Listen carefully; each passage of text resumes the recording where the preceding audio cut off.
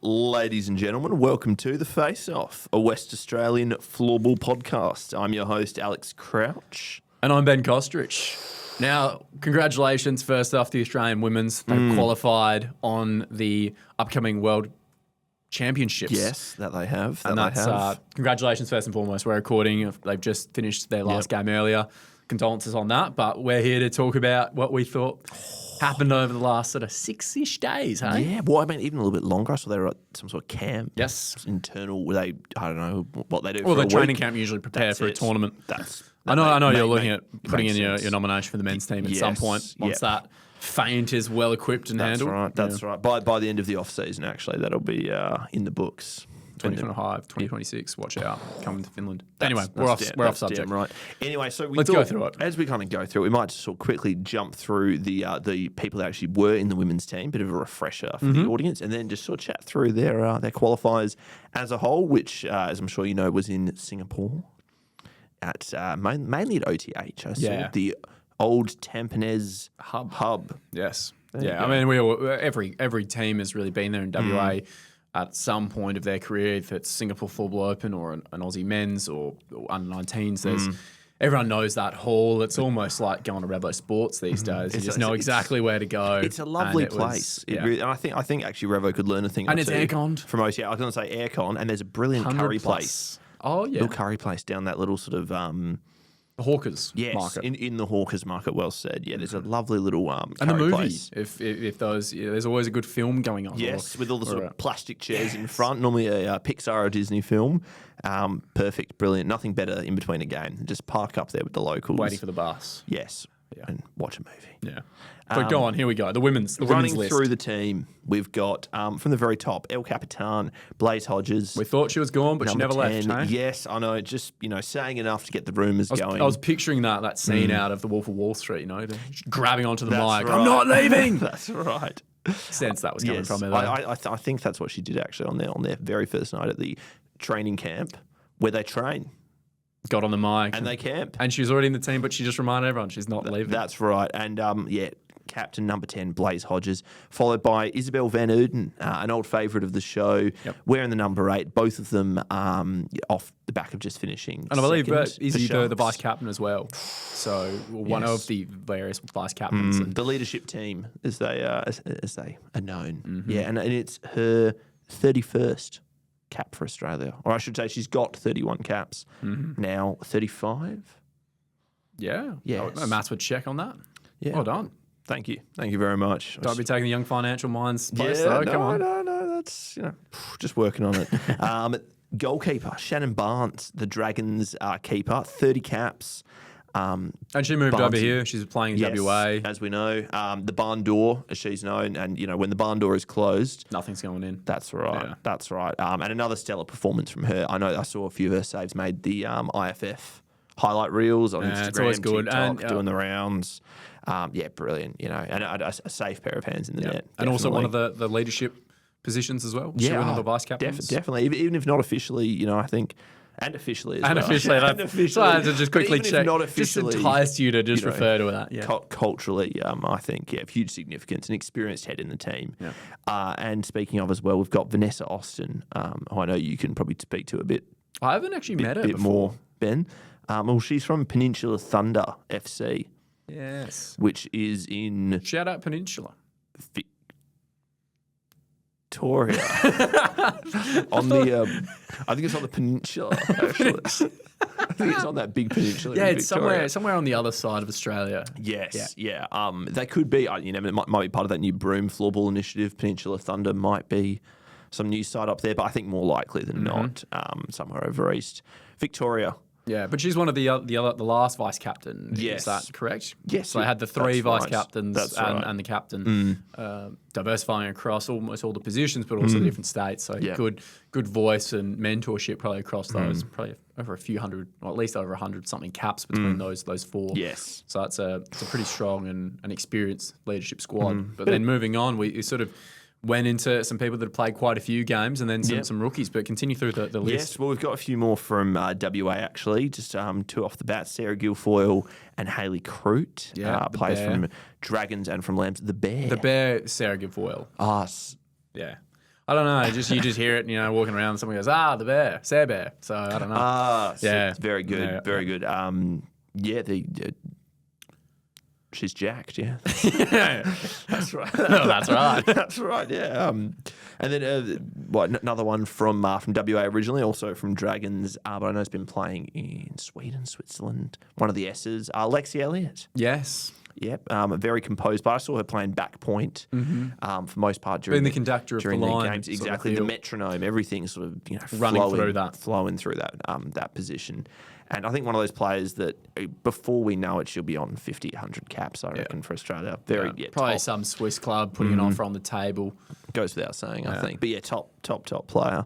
And then Carolyn Margette, another one. I think one of the older players in the team. Yes. Maybe the oldest in the team. Yeah, and quite a few caps as well. Yep. Another player that I have not met. No, but you wouldn't might not know she's the oldest from watching her play. Still very light on her feet, quick, strong. Ripping goals, as she did quite a few times during this tournament as well. That's right. Plays for the Chargettes. And FC. whereabouts are they from? They are from the Northern Territory. The other side of Australia. Yeah, it's around there. It might be it's not Tasmania. I know that. Yeah. So we're going to eliminate that. Yes. Island. Yes. Chargettes FC, and hell of a player, and bring some more of that experience. I think maybe one of the unofficial vice captains, maybe in that sort of an older head. That's in there to bring some well-needed experience into the side. And as you just alluded to, quite a few caps, played quite a few tournaments, so definitely ingrained in that training and the training camp side of it, and then more so into the tournament and helping some of the other girls sort of find their feet, I can imagine. Yep. Next on the list, we have Doctor Who, Ruby Wright. From Roosters, obviously, as you might know Ben. I'm not sure if you're familiar with her craft. If you do or not. Another player that probably played multiple tournaments at this point, qualifiers, world champs, all that sort of stuff. Yeah. Very, very reliable. Had a great slap shot on her as well. And a drag, I'd almost say.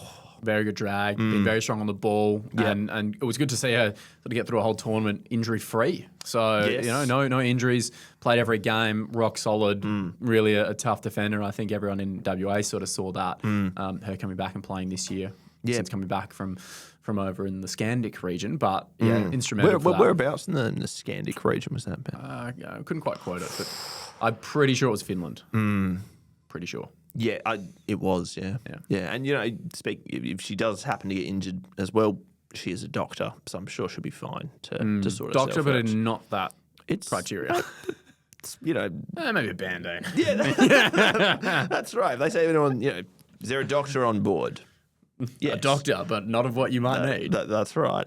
And then next we have Hannah Davey, goalkeeper from Lambs, the reigning premiership goalkeeper. For Lambs. Right. 2 on the bounce. As we might have said earlier today on a different video. If I interject quickly, I hope you're doing all right, Hannah. We saw the medical clearance come through, I think, earlier this morning about the concussion. So wishing you the best, and hopefully you're feeling all right, because that's a tough one. And thoughts going to you. Yeah, well, and I think she's one that's only actually been goalkeeping for a couple of years now. Not actually tremendous too long. rise, and just she's bloody good. And very great as well having time actually playing in the Aussie tournament, because it's hard, when you're a goalkeeper going across. Only position where there's only one of you that can possibly be out there. But very deservedly so, getting she did bit of game time. We'll get to it, but she played the first game, I believe, against Korea in clean sheet. So incredible. No, tremendous. And then just moving on quickly to another 2 from WA. We've got Minnie Cray, Melissa, New Zealand born, deciding to defect to Australia, probably for the best if you do look at some of the economies and the New Zealand scores from the tournament as well. But the economy, I know that's where your mind will naturally go, Ben. But it's all about living standards. That's right. And speaking of, Zoe Shanahan is next. Loves high living standards. I know that. Yeah. Loves the podcast. Had a good tournament as well. Yep. And again, I think it's their third, if I'm not mistaken. So settling in there, captain of the Roosters women's, and I would be surprised if she's in future maybe the next captain. Well, she might need to get into one of the vice positions first, potentially. I think. Potentially. I don't understand. Why does she wear number 37? It's a terrible number. It really is, I have to say. It must be said. Maybe it's the 3 + 7 = 10, and that's Blaze Hodges, potentially. Maybe that's, if Would we you can put reckon that she out wants there. the 10, or is it Idolises just in Blaze whole- Hodges, Yeah, maybe. might As be. many do in that women's Might be. community. Yeah, and next we have Yazzie Skeen. Yeah, good to see her back. Yasmin, Last yes, tournament I was know. tough for her, and you missed that sort of just intensity that she brings, and that lift. Because you see that on the court. She gives it everything. And I don't think she hasn't been playing too much this season. No, injured. But Yeah, true. Yeah. Away, injured. And even last tournament didn't really get to play. So I know she was itching for it and to, playing pride in the green and gold, and she did exactly that. So huge congratulations to her being back in the side, and also it doesn't look like she missed a beat either. Not at all. Good couple of goals. That throughout X the, factor, I think you throughout can the easily tournament. say about her. The Mad Max goggles back out there, like a day hasn't passed. One of the top players, I think, in that side. And speaking of, we've got Tiff McIntosh next, dangerous forward. Always good for a goal, especially in that Aussie team. She's always bloody popping up. I think Jack Keane says one of the best shots in front of the net that you can find in the state. So, I think she did a few of that in the tournament. I think carrying a slight injury into it. So, again, push through it as you do when you're wearing those colours. And, Yep. And next online, I think one of the more sort of the part of the young cohort that are just joining is Grace Parry from Falcons. So I believe, correct me if I'm wrong, I believe her first proper big tournament. I think she was a reserve, or at least maybe went over previously, and similarly, wasn't sure if she was playing much. Feels like a while ago that tournament was on that World Championships, but she was back over again. Yeah, no, a huge congratulations. And I think great experience sort of into the next few years. You forget how of her young international all these career. girls are, that they're not even... Oh, no, what it's just saying here, 17, probably that's wild, isn't it? at least 15, maybe even 20 years ahead of you. Why not more? 25 years in this Australian And then setup into coaching, and then all of a sudden, you're sitting on a deck chair and you're like, wow, where does the time go? That's right. Time flies, kids. Look around, smell the roses. That's what we're all about here. Next, we have Venda Casal. I know you did a bit of research on her before the podcast. Yes. Well, I haven't met her personally. Unlike I know you have, Ben. I know you're quite close. But obviously plays for the K1 Floorball Zidense. Perfect pronunciation, or stumbled your way through? Yes. Obviously, So which part of Australia? I believe, and this is just from my own research, I think that she does most of her playing in Europe. Yes. I'll let you narrow it down. I know you're more of a geography guy. You get the suspicion, the hunch that maybe the Czech Republic. I'm not quite maybe, as knowledgeable on those Bohemian cultures as maybe you are, Ben. That's a stab of the dog. The only lefty on the team. Really? Fun fact. Yeah, mate. One more than the Roosters. Why not? Yeah, she is. We'll say it. We'll put it out there. She is. Fun fact, a lefty. That's right. We'll see. I'm sure that when we post this, the Aussie women's will be in the comments saying that you didn't do your research. So that was on Crouch. We didn't on the last one either. And I know they all listen to it as a team. So they'll probably be listening in the boardroom, having their big planning debrief meetings. Yeah. I'm sure they'll probably listen to us more than to their coach after these matches. Not much surprised. more important. Next, we have a couple of debutants. The rookies, as we like to say. Debutants. Ariane Jouiot. I'm not sure where we go with that. Congratulations. Sorry, apologies for mispronunciation of your name. Is it Jouiot, something. Ariane. Congratulations. Well done, Ariane. From Brisbane FC, which I believe is in New South Wales. Nails it again. Yeah, that's right. All over it. But I think she'd previously played the under-19s. So, first time in the Aussie women's. Making that step up. Amazing. Huge congratulations. Amazing. And the next one on the list, Matilda Tilly O'Connell. Yep. Another player from Falcons. Again, also making that step up. Looking here, only 16 as well. Yeah. Such a long career ahead of her. I think it called up almost within maybe a week before the tournament, like very, very last minute due to an injury to one of the other players. So good on her for sort of taking that opportunity and diving into it, I can imagine. It's would have been great experience nonetheless. As you said, only a brighter future ahead. Yeah, I think my only hope for a lot of these girls that are sort of making those debuts, they're not letting it affect their studies as well. Yes, going into year 11, year 12, 12. maybe even Gotta somewhere in year prioritise 10, that study. maybe, who I knows? know. But you need to focus, you need to lock in. You need to get that piece of paper. You know, just make sure you need to graduate. keeping all those level, and you know that sort of brings us on quite nicely to our last two players, also debutantes. Tilly Burton from Sharks. I know also she's gotten a bit of game time while she's out there as well, despite it being her first tournament.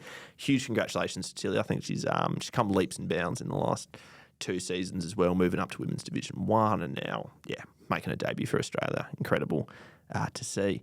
And then lastly, Katie Wright. Yes. One of Rooster's owns. Yeah, first year coaching her, and nothing but class from her. And given one of the younger ones in the team, she will be such a good player for Australia. And I think this was just a little taste for all the viewers to see how prolific she can be in those games, that shooting, the just game sense, everything. And for such a young player, it's incredible to see. I was, speaking of IFF reels, Katie Wright, that's nice. Katie Wright got one. Yeah, wicked drag.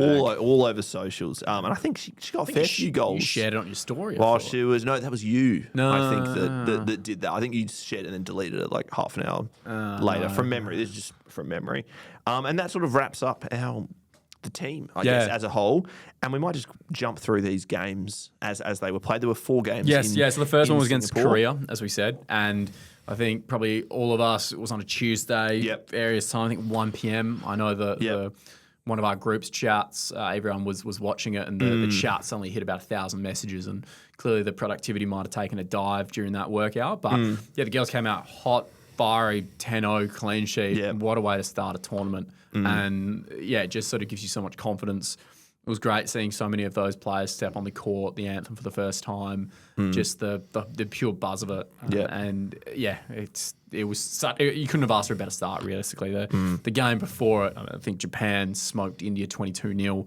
And you sort of went, you've got to kind of put on a few goals, so maybe that was going through them. I don't think they would have even known about it or seen the result at the end. But to come out and score 10 goals, I mean, that's it's tough for those 2 other teams that had to concede over 30 goals between 2 games.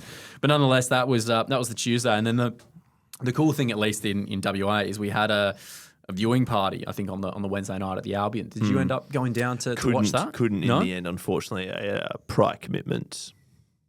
That's unfortunate. I was similar, but they played there, and that was against Singapore, so the hosting country.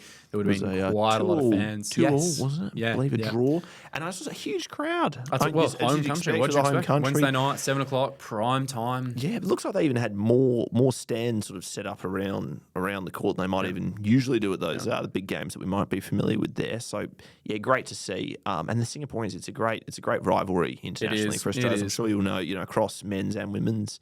And I think 2-2 away from home as well. With the crowd.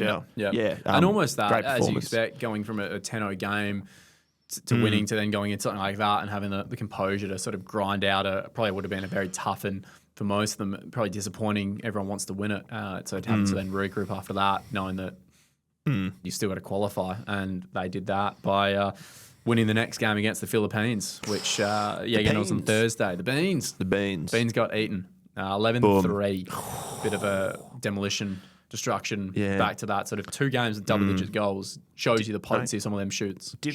Difference in class, I think, actually. It was a similar type thing between the first game and the third game. It's a game where Australia are just dominating the ball, and they actually kind of get those chances to set up some of those really good plays they've been playing and really show off the quality of all of the girls in the team. Whereas Singapore is a bit more, its backs against the wall. It's a lot more back and forth. Wait, Singapore? Like we're talking about Philippines here, right? No, I know. That's what I'm saying. Like the Singapore game is backs against the wall. Yes, You've got to really dig deep. Against Philippines, third gear's fine. That's cruise controlling it. And I got to say, I was a little bit surprised maybe because I know the men's team in the Philippines are quite strong as well. They are. Quite interesting that there's a bit of a disparity there, men's to women's. Yeah, wait and see how that goes. But it was a good win, and that sort of put them in the top 2 of the pool. And I know that was going to be pending one of the last results.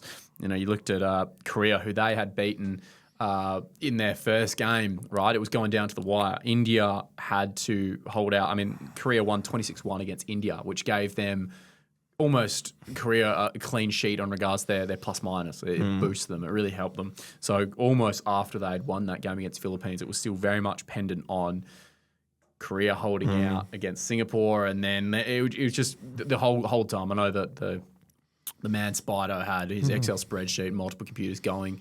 He probably loves the women's football the most that I've ever seen. I think he really should put his coaching, but I think he wants to coach women's next without a doubt. You can just see the emotion and passion he has for it. But then they finished in the top 2 of their pool, which meant that they got a ticket to the World Championships. Yep. But the ticket that they wanted, and I can imagine it's a bit hard, was the World Games. And that meant that they had to play Thailand, and the winner of those 2 games would go to the World Games in China later this year. So I got a write in from one of the viewers. They said, those refs, hey, we'll leave that to interpretation. But it was an incredible, well-fought game. There was lots of penalty minutes, lots of intention out there to really sort of wrestle the game. And as it turned out, Thailand sort of snuck away with a 5-3 win. They had, I think, one of their very Thai surname, Johansson, score, I think 2 goals, 2 assists, really one of their clinical players. A very popular name in Thailand. Yeah, well, yeah, a lot of it's a melting pot, Thailand. People from all over the world, and I think bring a lot of floorball Well, if you're knowledge. watching the new season of White Lotus, you'd see that. I haven't been actually. White Lotus season 3, can you get on it. Recommend it to the. With the White Lotus season 3 on HBO. Yep, I know you're a big fan of the brothers in that as well. Not familiar with that one.